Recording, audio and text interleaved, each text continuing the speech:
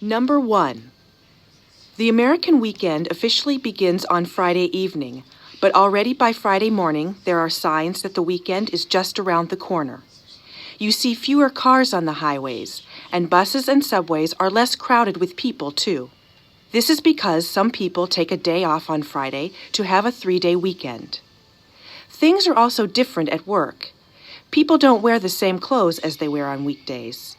They dress themselves more casually. For instance, managers in the office may put on casual sports clothes instead of coats and ties. Some people put on blue jeans. This trend toward Easy Fridays is popular with employees who normally wear uniforms to work. In Los Angeles, for example, bus drivers are usually dressed in military-style jackets, hats, and trousers. Recently, however, they have received permission to wear polo shirts and baseball caps on Fridays. Transportation officials believe that this new Friday dress code is good for the driver's morale, and they are also sure that the passengers won't mind, just as long as the buses run on time.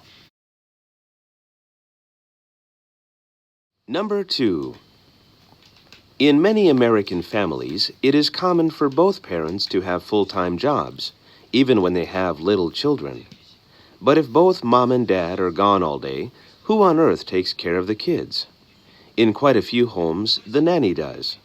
A long time ago, only rich people could afford to have a nanny. Nannies were usually middle-aged, unmarried women who were strict with the children. They insisted on their children's behaving themselves at all times. These days, however, many middle-class families have college students to work as nannies. Usually these people who take care of children are young women, but some young men do this type of work too. Often nannies live with the family, and the children grow up to love them very much. These live-in jobs appeal to college students because they don't have to spend money on rent or food. Sometimes foreign students take jobs as nannies, hoping such work will help them improve their English skills. There is one problem, though. Because they spend so much time playing and talking with little children, most of the English they learn is baby talk. Number 3.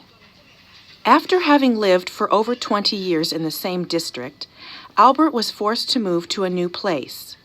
His landlord was taken aback to hear he was leaving because he couldn't afford to buy any more chocolate. It all began a year ago. As Albert returned home one evening, he found a large dog in front of his gate. He was fond of animals, and as he happened to have a small piece of chocolate in his pocket, he gave it to the dog. The next day, the dog was there again. It held up its paw and received another piece of chocolate as a reward. Albert called his new friend Bingo. He failed to discover the dog's real name or who his owner was. However, Bingo never failed to appear regularly every afternoon, and it was very clear that he preferred chocolate to bones. Soon the dog was not satisfied with small pieces of chocolate and demanded a large bar every day. If at any time Albert neglected his duty, Bingo got very angry and didn't let him open the gate. He was now at the mercy of Bingo and had to bribe him to get into his own house. As he had to spend such a large part of his weekly wages to supply Bingo with chocolate, he moved somewhere else.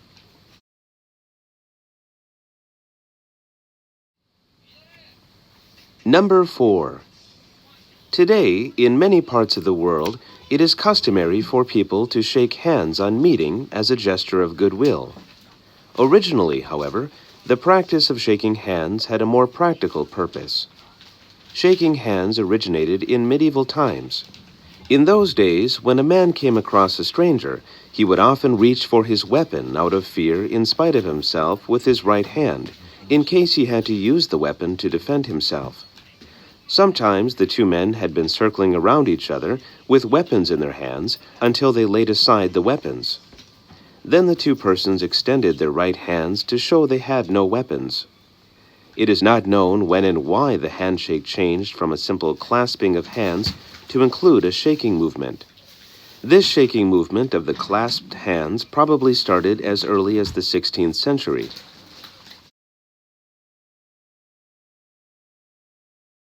Number 5. Today it seems that the earth is in danger, and one of the big problems is the loss of trees and forests. Trees give off oxygen, which is essential to animal life. In the past few decades, the need for wood has increased dramatically. This means that more and more trees are being cut down, and if people do not take any measures to stop it, this process will speed up in the future. In addition to the need for wood, people are clearing forests of trees for agricultural land. In some areas, the land is farmed until no crops grow well. Then the farmers move on and cut down the trees in another area to make room for more crops. This is especially true of the rainforests of Brazil and other countries. They are in the process of disappearing. It is said that an area about as large as a soccer field disappears every minute. At this rate, our forests are to disappear completely and never to grow again. Number 6. The achievements of Benjamin Franklin are not so well known as his name, but America owes what she is to his achievements. Benjamin Franklin was born in Boston, but he made his way to Philadelphia at the age of 16. On arriving there, he walked around and looked for lodgings and work. His industry brought him success, and when he was about 40 years old, he retired to devote himself to helping the people of his colony. Soon he was engaged in everything good and useful. He organized a fire company, and he saw to it that the streets of the city were lighted and cleaned. He set up the first library, the first academy, and the first post office. He made an experiment of electricity by flying a kite in a storm. As a result, lightning proved to be electricity.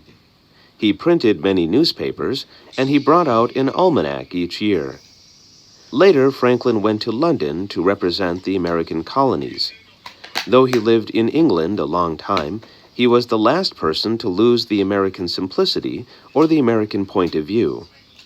When he felt that the time had come for America to break away from England and set up for herself, he took the lead in working for independence.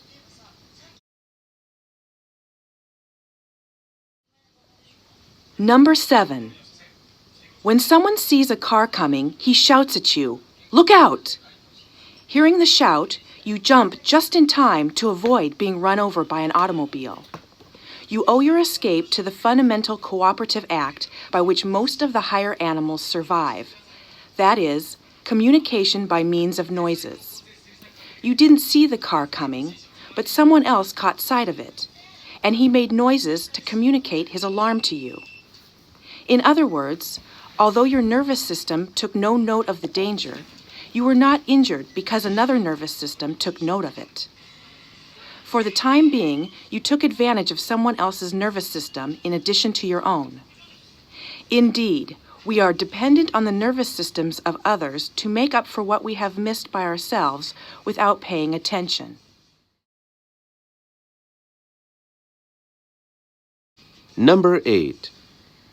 Being an air stewardess is so attractive that many girls apply for the job, and they work hard so that they may be a good stewardess.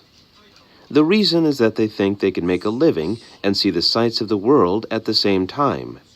Of course, stewardesses travel a lot, but are often too tired or too busy to pay a visit to many foreign tourist spots.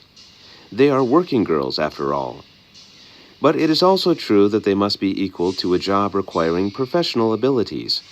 They also need to be calm enough to carry out the necessary procedures in case of an emergency. A passenger's life may depend on them just as well as on the pilot's, so you should not think little of their job.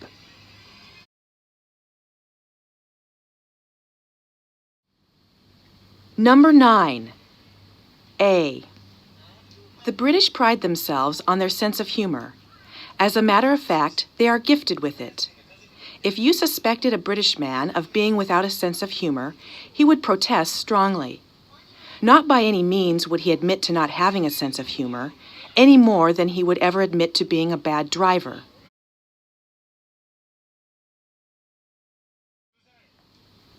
B. Useful as it is, a computer is nothing more than a machine that faithfully follows our instructions. It is a big mistake, therefore, to think that a computer can make a judgment on an issue without any clear guidelines. For example, when a computer says, "Destroy your enemy," you must think twice before you take any action. In fact, a computer can never give orders, but only make suggestions. There is, however, one activity which a computer can perform much better than we can. That is memorizing. Alas, we all fall short of the simplest computer with respect to this.